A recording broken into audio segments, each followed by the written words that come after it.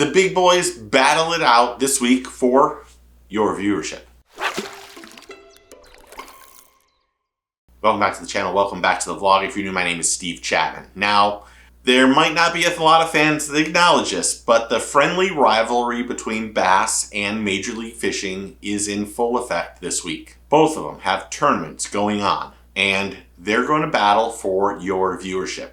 But which one will you watch? Now, if you're unaware, both tournaments start August 7th through the 10th. The Bassmaster Elites are on Lake St. Clair, and the Major League Fishing Bass Pro Tour is on Saginaw Bay. Both have some really exceptional storylines that are going to happen, such as, and this is not in any particular order, but the elite storylines are, can anyone beat the Johnston brothers in a smallmouth bass fishing tournament?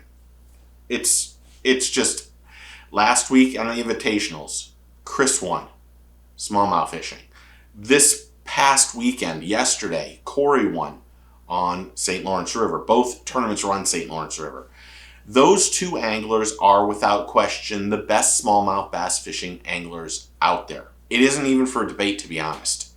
They are consistently on fish and winning anytime there's a smallmouth bass fishing tournament. Second for the storylines for the elites. Will Ben Milliken move himself up and requalify for 2026?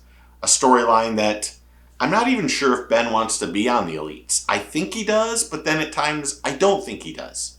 I've never been able to talk to him and ask him, and I appreciate the stuff that he puts out, but I really don't know if Ben needs the Bassmaster Elites.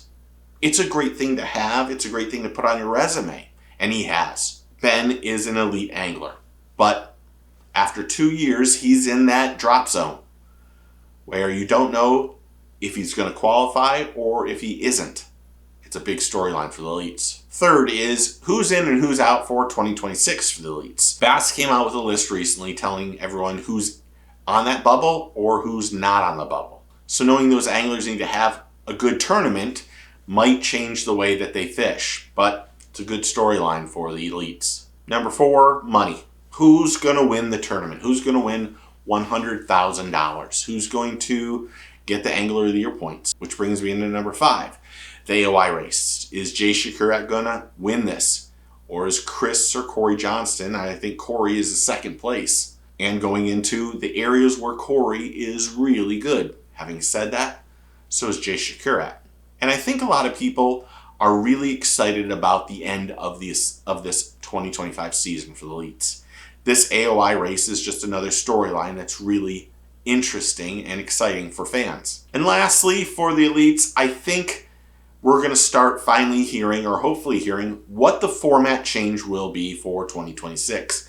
Will it stay the same? Will it be 50-50? Will it be 70-30? Where will they go with technology in 2026?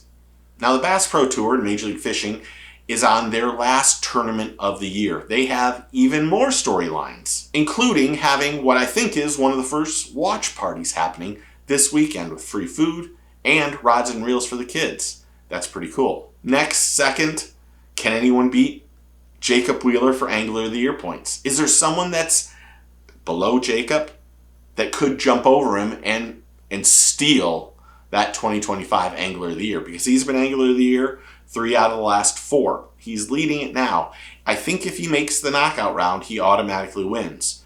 But can somebody take it away from him? Next is who is going to win that event on Saginaw Bay? And how will it fish? Fourth is the who's in, who's out. We'll know who's in for the 2026 season after this tournament.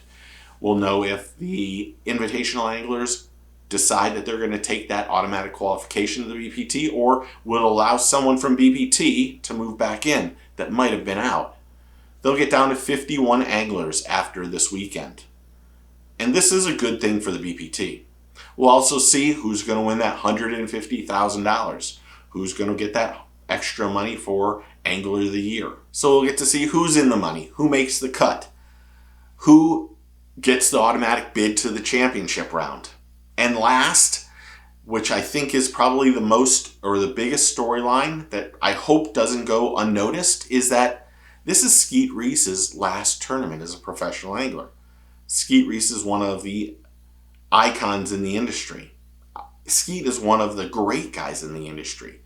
And this being his last tournament, hopefully he goes out on top. I know he's been out there enjoying this last season, and we need to say farewell to an absolutely outstanding angler and a great man.